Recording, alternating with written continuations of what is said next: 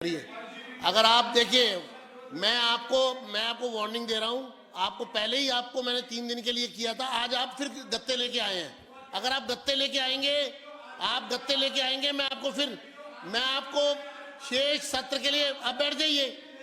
नहीं, आप मार्शल्स संजीव झा जी को रिमाइंडर सेशन के लिए मार्शल आउट किया जाता है, बाकी सत्र के लिए आपको आउट किया जाता है। ऐसे नहीं।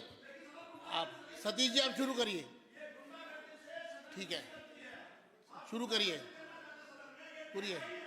आदरणीय अध्यक्ष जी, आप बैठिए। आदरणीय अध्यक्ष जी, अभय जी, ये शब्दों शुरू का करिए। प्रयोग।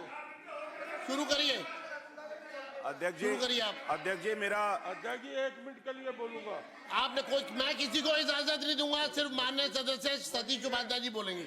कार्रवाई को शुरू करने दीजिए, करिए। अध्यक्ष जी, मेरा कहना है कि सबसे पहले तो अगर तख्तियां लेके आए हैं तो मैं बिल्कुल अलाउ नहीं करूंगा और मैं तुरंत सदन से उसको निष्कासित करूंगा। बैठिए, शुरू करिए। अध्यक्ष जी, सबसे पहले आपकी डिमांड पर मैंने वीडियो फॉरेंसिक साइंस लैब को भेज दिया है।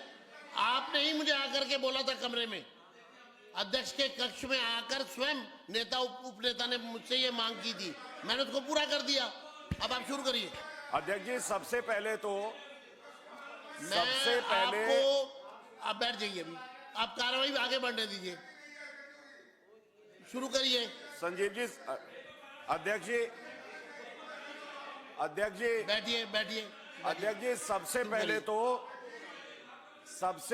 तो जी, मैं अपनी आपत्ति दर्ज कराना चाहता हूं। आप बैठ जाइए। बैठिए आप बैठिए।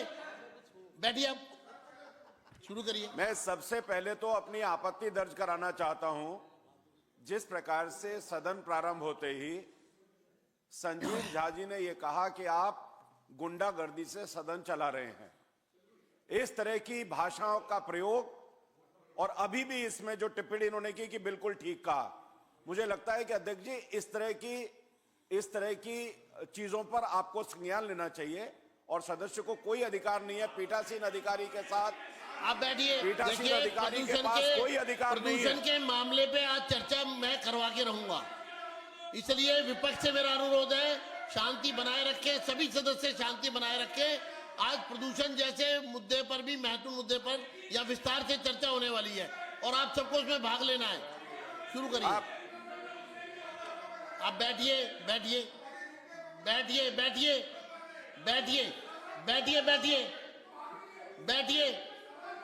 शुरू करिए आप। मैं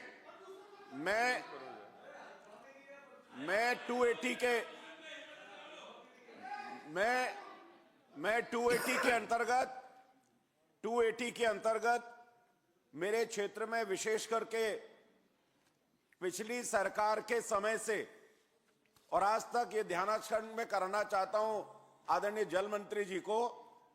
मेरे यहाँ एक B3 ब्लॉक है, मेट्रो कोई बनी थी जिसके कारण से वहां पिछले 2-2.5 साल से कंटामिनेटेड वाटर आ रहा है।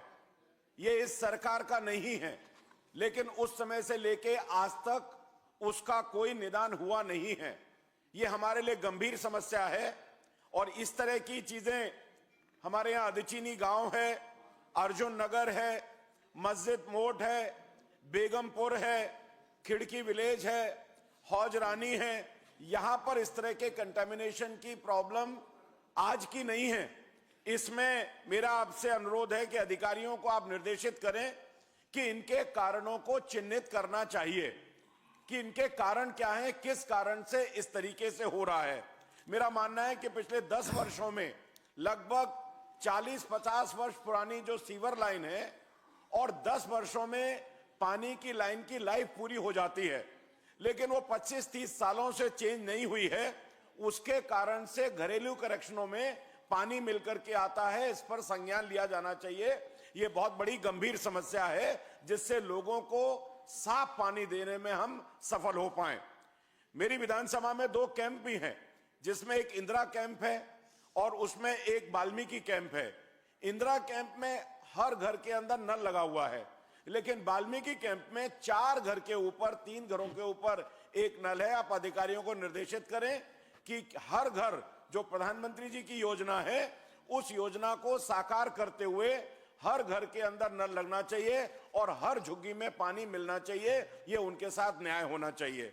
उसके बाद अंत में मैं ये कहना चाहता हूं कि मेरी विधानसभा में पानी का जो डिस्ट्रीब्यूशन है वो डिस्ट्रीब्यूशन तर्क संगत नहीं है। कहीं पानी 4 घंटे मिल जाता है, कहीं पानी 2 घंटे मिल जाता है और कहीं पानी कम प्रेशर से केवल आधा घंटे ही आता है और कहीं पर 15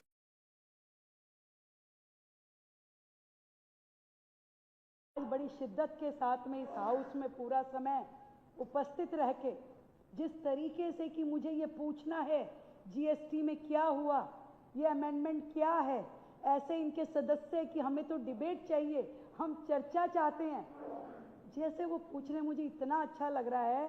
और मैं उनके ज्ञान के लिए बताना चाहती हूँ कि आज जो ये संशोधन हो रहे हैं ये पिछले साल जो जीएसटी समिट हुई थी जिसकी सदस्य खुद आतिशी जी थी, जिसमें इनको जाना था, उन अमेंडमेंट को किया जा रहा है। ये वो अमेंडमेंट है जिसकी अध्यक्ष जी ये अगर बोले तो मैं बैठ जाऊं। आप जान लीजिए, हो गया। चलिए, ऐसे नहीं अब चलेगा। यह प्रस्ताव सदन के सामने है जो इसके पक्ष में। नहीं, मैं बोलूंगी। अच्छा बोलेंगे ना, बोलिए। मैं बोल रही हूँ। मैंने कहा उनको आप बैठिए नहीं, लेकिन आप अपना बोलिए। नहीं, वो उनको मैं बिठाऊंगा। सदन की इतनी गरिमा इस सदन को रखनी पड़ेगी कि अगर मैं बोल रही हूँ तो कोई मान्य सदस्य बीच में ना बोले। मैं किसी के में नहीं बोलती हूँ। ये मैं देख लूंगा मुख्यमंत्री। आप अपनी बात कहिए, आप अपनी बात कहिए। 1 मिनट। आपने सवाल कर लिया ना, जवाब तो सुनने की हिम्मत रखिए। चलिए, तो जिस फाइनेंस की ये मिनिस्टर होने के बाद सदस्य थी तो भी हमने ये उस बहुत कमेटी बार में कहा है। गई ही नहीं। और क्योंकि देखरेख पीडब्ल्यूडी करती है सभी स्कूलों की, और माननीय मंत्री जी के माध्यम से माननीय मुख्यमंत्री जी को भी, शिक्षा मंत्री जी को भी ये कहना चाहता हूं कि बगैर किसी डिले किए ऐसे स्कूल जिनकी बिल्डिंग जर्जर हालत में है उनको तुरंत रिपेयर किया जाए। और एक स्कूल तो इनमें से सीएम श्री बनाया हमने। अगर मान लो वो सीएम श्री स्कूल जो हमने बनाया है और उसको ठीक से देखरेख नहीं की गई और कोई हादसा हो गया तो किस प्रकार से सरकार के ऊपर सवाल उठेंगे। जो पिछलों ने जो गड्ढे खोदे हैं उसको भरने में हम ज्यादा समय ना लगाए और इसके ऊपर तुरंत जो है पीडब्ल्यूडी कार्रवाई करे। ये मेरी आपके माध्यम से माननीय मंत्री जी से निवेदन है। माननीय सदस्य श्री अजय कुमार महावर जी। धन्यवाद आदरणीय अध्यक्ष जी, आपने 280 पे बोलने का मौका दिया। मैं लोक निर्माण विभाग मंत्री जी से आग्रह करना चाहता हूं और उनसे पूछना चाहता हूं, गोंडा विधानसभा का एक महत्वपूर्ण स्थान है, चौक है जो करावल नगर विधानसभा से भी एडजॉइनिंग है, खजूरी चौक। हमारी जनता की, पूरे क्षेत्र की जनता की, पूरे नॉर्थ ईस्ट डिस्ट्रिक्ट की जनता की ये मांग है कि इस चौराहे का नाम भारत रत्न पूर्व प्रधानमंत्री, राष्ट्र नायक, कवि हृदय, भारत रत्न आदरणीय श्रद्धेय अटल बिहारी वाजपेयी जी के नाम पर इस चौक का नाम अटल चौक रखा जाए। और इसमें उस चौक पर चूंकि पर्याप्त स्थान है, गोल चक्कर पर अटल जी की एक भव्य प्रतिमा उस पर लगाई जाए, जो अटल जी राष्ट्र सेवा, सुशासन, लोकतांत्रिक मूल्य, उसकी विरासत को सम्मान देते हुए और जिस प्रकार से उन्होंने राजनीति में